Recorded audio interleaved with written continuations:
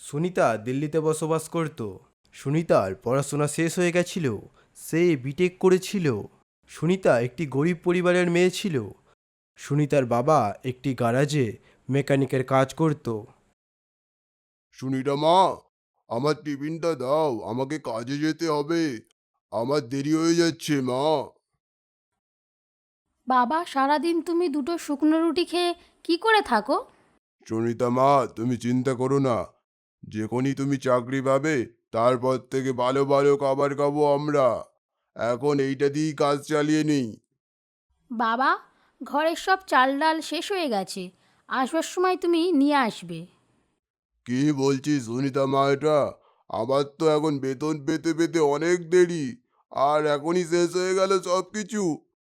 ঠিক আছে মা, তুই চিন্তা করিস না, আমি আসার সময় রেশন কোনোভাবে নিয়ে আসবো। সুনিতা জব করার জন্য কোনো না কোনো কোম্পানিতে অ্যাপ্লাই করতে থাকতো। কোথাও কোথাও বলা হতো অনেক পয়সা ঘুষ দিতে হবে, তারপরই জব পাওয়া যাবে, না তো তাদের রেকমেন্ডেড ক্যান্ডিডেট আগে থেকেই থাকতো। একটা কাজের জন্য সুনিতা এদিক থেকে ওদিক শুধু ছুটে যাচ্ছিল। ওইদিকে সুনিতার বাবা অনেক কষ্ট করে গ্যারাজে কাজ করত। সুনিতার বাবা দিন রাত কাজ করত, কারণ সুনিতার পড়াশোনার জন্য সুনিতার বাবা ব্যাংক থেকে অনেক টাকা লোন নিয়েছিল। সুনিতার বাবা ধার করে পয়সা নিয়ে রেশন বাড়িতে নিয়ে আসলো। হ্যাঁ, আমি আসছি। আজকে আমার ইন্টারভিউ আছে, আমি দেরি করব না। ঠিক আছে, সাবধানে যাবি আর ভালো করে ইন্টারভিউ দিবি। এখন শুনছো, এবার আমিও বার হয়ে যাচ্ছি কাজের জন্য। গ্যারাজে অনেক কাজ পড়ে আছে। খাবার নিয়ে দুজনে একসাথে বের হয়ে গেল। সুনিতা বের হয়ে গেল তার ইন্টারভিউয়ের জন্য, আর তার বাবা বের হয়ে গেল গ্যারাজের জন্য। সুনিতার বাবা রাস্তা দিয়ে যাচ্ছিল, হঠাৎই তার একটা অ্যাক্সিডেন্ট হয়ে গেল। ওখানের কিছু লোক মিলে তাকে হসপিটালে নিয়ে গেল। এই কথাটা যখনই সুনিতা জানতে পারল, সে তার ইন্টারভিউ ছেড়ে দৌড়ে তার বাবার কাছে চলে এলো। ডাক্তার বললেন হাত দুটো অনেক খারাপভাবে জখম হয়েছে, সুনিতার বাবা আগামী 6 মাস কিছুই কাজ করতে পারবে না। এ ভগবান, এবার সংসার কি করে চলবে? ওদিকে লোনের টাকা, তার উপরে আবার যাদের কাছ থেকে ধার করেছি তাদের টাকা। এবারে কি হবে ভগবান?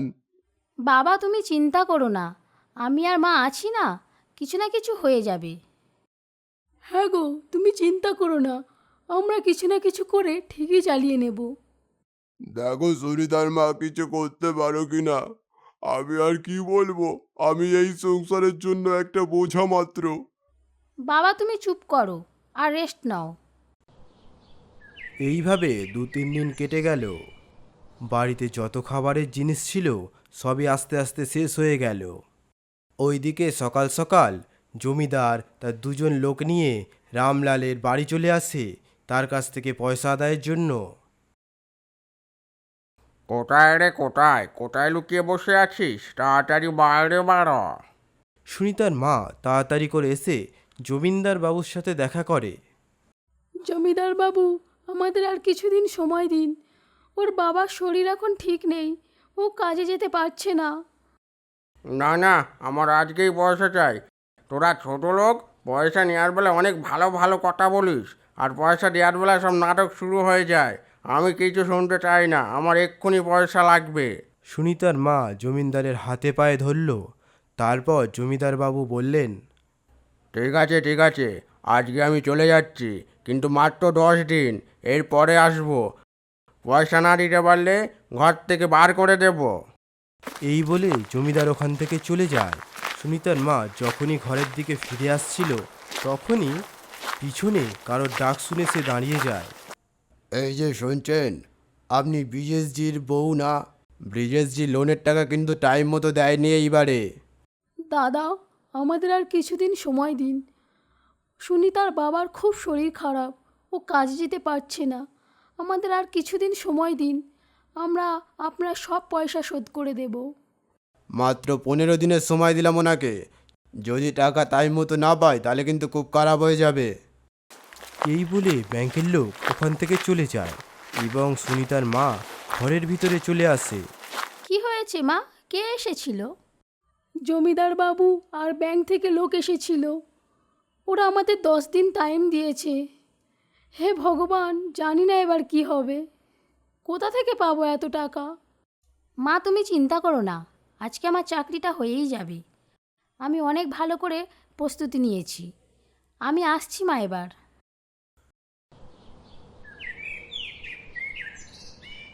সুনিতা মন খারাপ করে বাড়িতে ফিরে আসে, কারণ তাকে শুধু বসিয়ে রাখা হয়েছিল, ইন্টারভিউয়ের জন্য তাকে ডাকাই হয়নি। কি হয়েছে সুনিতা? তুই কি কাজ পেয়ে গেছিস? না মা, আমি আজকেও চাকরি পেলাম না। সুনিতা তার মার সাথে কথা বলছিল, তখনই তার বাবা অন্য রুম থেকে তাকে ডাক দেয়। সুনিতা তার বাবার ঘরে যায় এবং তার বাবা সুনিতাকে বলে, সুনিতা, তোমার হাতের পানিপুরি অনেক দিন খাইনি, আমার জন্য একটু পানিপুরি বানাও না। সুনিতা রান্নাঘরে গিয়ে পানিপুরি তৈরি করে এবং কিছুক্ষণ পরেই পানিপুরি নিয়ে আসে। হ্যাঁ গো, এই গরমের মধ্যে পানিপুরি কে খায়? তো কি হয়েছে, শরবতের মতো এখানেও একটু আইস দিয়ে দাও, বরফওয়ালা পানিপুরি হয়ে যাবে, খেতে খুব ভালো লাগবে। এই গরমে ঠান্ডা ঠান্ডা বরফ পানিপুরি খাবো, খুব মজা হবে। তোমার কি মাথা খারাপ হয়ে গেছে? এরকম কি কখনো হয় নাকি?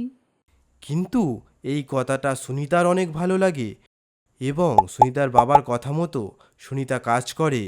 তারপর সুনিতার বাবা অনেক মজার সাথে ওই পানিপুরিটা খেতে লাগলো। উফ, কি বানিয়েছে বা, কি ঠান্ডা ঠান্ডা পানিপুরি।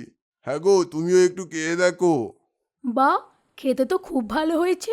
সুনিতা, তোর তো পানিপুরির দোকান খোলার দরকার। এই গরমে বরফ পানিপুরি খুব বিক্রি হবে। সুনিতার মা এই জিনিসটা মজা করে বলেছিল, কিন্তু সুনিতা সত্যি সত্যি এটাকে নিয়ে নিল নিজের মনের মধ্যে।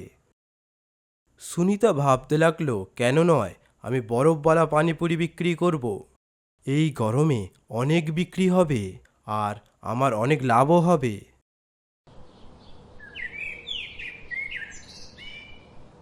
পরের দিন সকাল সকাল উঠে সুনিতা পানিপুরি বানাতে বসে গেল। সুনিতা, এটা তুই কি করছিস? তুমি যেমন বলেছিলে মা, আমি তেমনই বরফ পানিপুরির দোকান খুলব। সুনিতা পানিপুরি ঠেলা নিয়ে রাস্তার পাশে বসে পড়ল। ওয়া দিদি ওয়া, কি পানিপুরি বানিয়েছেন এই গরমের ভিতরে, বরফওয়ালা পানিপুরি। দিন প্রতিদিন কাস্টমার বাড়তে শুরু করলো। সুনিতার সাহায্যের জন্য তার মাও এখন পানিপুরি বিক্রি করতে চলে আসলো। দেখতে দেখতে সুনিতার যত ধার বাকি ছিল জমিদারের কাছে সব সে মিটিয়ে দিল। তারপরে দেখতে দেখতে ব্যাংকের যত লোন ছিল সব মিটিয়ে দিল। সোশ্যাল মিডিয়ায় এটা খুব ভাইরাল হয়ে গেল যে এত পড়াশোনা জানা একটি মেয়ে পানিপুরি বিক্রি করে। এই জন্য দূর দূরান্ত থেকে লোক আর গ্রাহক আরও বাড়তে শুরু করলো। তার সাথেই ভাইরাল হলো আইসওয়ালা পানিপুরি। তারপর থেকে অনেক বড় বড় বিয়েবাড়ির অর্ডার আসতে শুরু করলো সুনিতার কাছে। আস্তে আস্তে সুনিতার বিজনেস আরও বাড়তে শুরু করলো। তাই এই দিল্লি শহরে অনেক কটা দোকান শুরু করতে হলো তাকে। 6 মাস পরে সুনিতার বাবাও ঠিক হয়ে গেছিল। গ্যারাজের কাজ ছেড়ে দিয়ে সুনিতার বাবা সুনিতার ব্যবসায় হেল্প করতে শুরু করলো। এইভাবে দেখতে দেখতে সুনিতা অনেক বড়লোক হয়ে গেল আর ফেমাস হয়ে গেল তার আইসওয়ালা পানিপুরি।